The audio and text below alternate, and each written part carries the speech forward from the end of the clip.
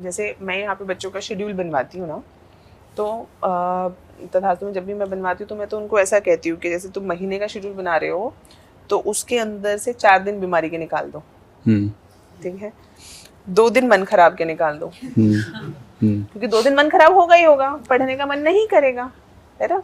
कोई नहीं पढ़ सकता 30 दिन लगातार मशीन की तरह, तो 2 दिन वो निकाल दो कि ये है 2 दिन तो ऐसा आएगा जब मेरा पढ़ने का मन नहीं करेगा। 2 दिन पेरेंट्स के निकाल दो, कभी तो वो भी बोलेंगे हम मिलने आ रहे हैं या तुम घर जाओगे, वो भी हो जाता है ना।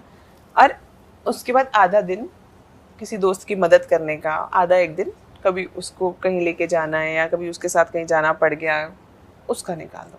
अब ये जो बाकी दिन है ना, इनके साथ प्लान। अभी तो तुम यंग हो, अभी तो तुम्हारी शादी भी नहीं हुई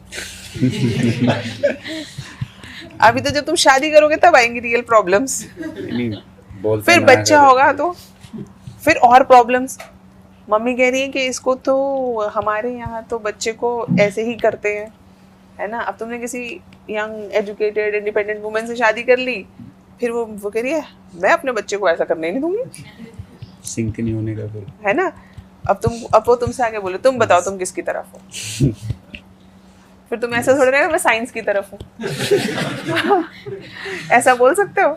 नहीं, वहाँ पे तो नहीं, वहाँ पे नहीं बोल पाओगे, तुम्हें फिर करना पड़ेगा ना कुछ, तो यू हैव टू बी। तो अब उस प्रॉब्लम से निकलने का क्या तरीका है, आज से उन्हें धीरे धीरे धीरे धीरे इस दुनिया में लेकर आओ, उन्हें बताओ क्या चल रहा है दुनिया में, बताओ कि मम्मी देखो, अच्छा पड़ोसी वाली आंटी की वो, अरे वो खाली बैठी थी ना इसलिए देखो कितना तंग करती है, इसलिए नौकरी वाली लानी चाहिए। टाइम मतलब हमें अपना टाइम सेव करना है। Currently your currency is time, energy and effort. तैयारी की करेंसी है ये, पैसे हैं ये तैयारी के। तो आपको देखना है आपका टाइम कहाँ कहाँ बच सकता है, जितना टाइम आप बचा सको बचाओ, जितना एफर्ट या एनर्जी आप कहीं और से बचा सकते हो। जैसे आप अगर ट्रैवलिंग में बहुत टाइम लग रहा है तो देखो क्या मैं ट्रैवलिंग कम कर सकता हूँ या फिर मैं ट्रैवलिंग के टाइम को यूटिलाइज कर सकता हूँ। क्या ऐसी कोई एक्टिविटीज़ हैं जिनसे अंदर मैं अपने सीनियर से बात करके मदद ले सकता हूँ और उनको बताऊँ कि सर मैं तैयारी कर रहा हूँ, तो क्या ऐसा हो सकता है कि ये टाइम कंज्यूमिंग काम कोई और कर ले, मैं ये वाला काम कर लेता हूँ, या मेरे को इसी टाइम फ्रेम में आप ज़्यादा से ज़्यादा काम दे दो। तो ऐसा किया जा सकता है। मैम जैसा कि आपने प्रीलिम 6 बार दिया है और 6 बार आपने क्वालिफाई भी किया है, पहली बार आपने केवल 2 महीने में क्वालिफाई किया है, तो मैम आपके पास कोई स्पेसिफिक स्ट्रेटजी होगी इसके लिए? स्पेसिफिक स्ट्रैटेजी कह सकते हो या फिर एक माइंडसेट कह सकते हो बच्चे। जैसे यूपीएससी का गोल क्या है प्रीलिम्स एग्जाम लेने का, बताओ। मैम सब्जेक्ट कवर करना पड़ेगा। ठीक है, सब्जेक्ट कवर करना। सब्जेक्ट क्या मतलब कि बच्चे को हिस्ट्री, पॉलिटी, इकोनॉमी, साइंस की बेसिक नॉलेज। ठंड तो नहीं लग रही आपको बच्चे? है किसी को ठंड लगे तो बता, ठंड कम कर दो भाई, कि बच्चे को basic history, economy, polity, science, current affairs आना चाहिए। ठीक है, ये एक हो गया। और बताओ। To not select non serious candidates. ठीक है ना, ठीक है, ओके। पीवाईक्यू तो उसका हिंट है, ठीक है। और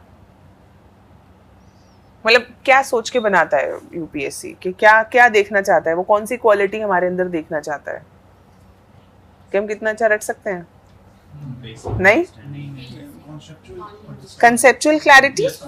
ठीक है, कि अगर कोई कॉन्सेप्ट इकोनॉमी का या किसी और चीज़ का बच्चे ने पढ़ा तो वो क्या उसको समझ आ गया। जैसे कि उस बच्चे ने न्यूज़पेपर में खोला और उसने न्यूज़पेपर में पढ़ा कि एनपीएस बहुत बढ़ रहे हैं, तो उसको पता होना चाहिए कि भाई उसके दिमाग में क्यूरियोसिटी आनी चाहिए कि भाई नॉन परफॉर्मिंग एसेट क्या होता है। बच्चे सेल्फ स्टडी से भी निकालते हैं ना, बच्चे कोचिंग से भी निकालते हैं, किसी और ने आपके लिए रिसर्च करके दे दी, बस यही तो है। और क्या है, कोई यूपीएससी का पेपर तो नहीं निकाल सकता, सिर्फ यही मदद तो कर सकता है कि ये पीछे की जो रिसर्च और बैकग्राउंड सर्च है, ये कॉन्सेप्ट समझाना, यही तो कोई टीचर पढ़ा सकता है, बस यही है। एक वांछित। फिर तीसरी चीज, क्या यूपीएससी सिर्फ अर्बन बच्चों के लिए पेपर बना रहा है क्या? जो दिल्ली में राजेंद्र नगर में बैठे हैं? नहीं। तो रूरल एरिया से भी बच्चा सेलेक्ट हो रहा है? कैसे हो रहा है?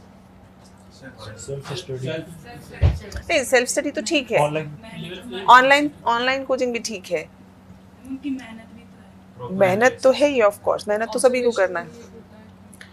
देखो कुछ बेसिक हमारा लॉजिकल रीजनिंग एक है, वो किसी भी बच्चे में हो सकती है, वो रूरल में हो, अर्बन में हो, कोचिंग किया हो ना किया हो, आईआईटी से हो, बीए हो, होम साइंस हो, कोई भी कहीं से भी, ठीक है। वो लॉजिक हमें डेवलप करना है।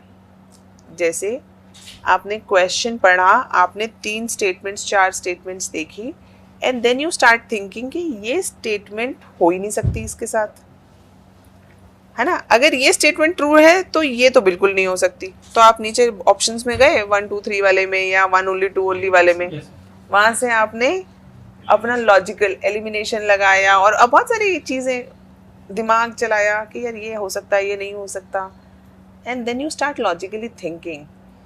आप गवर्नमेंट की तरह सोचने लग जाते हो। जैसे मैं तो अपने यहाँ पे बच्चों को भी हमेशा यही बोलती हूँ कि देखो तुम्हें सारी पॉलिसीज सब स्कीम्स याद करने की ज़रूरत नहीं है, माइंडसेट समझ लो कि ऐसी स्कीम ऐसी बनेगी, गवर्नमेंट यही टाइप के काम करती है, ये टाइप के करती नहीं है, तो बहुत सारे क्वेश्चंस तुम्हारे सिर्फ लॉजिक से ठीक हो जाते हैं।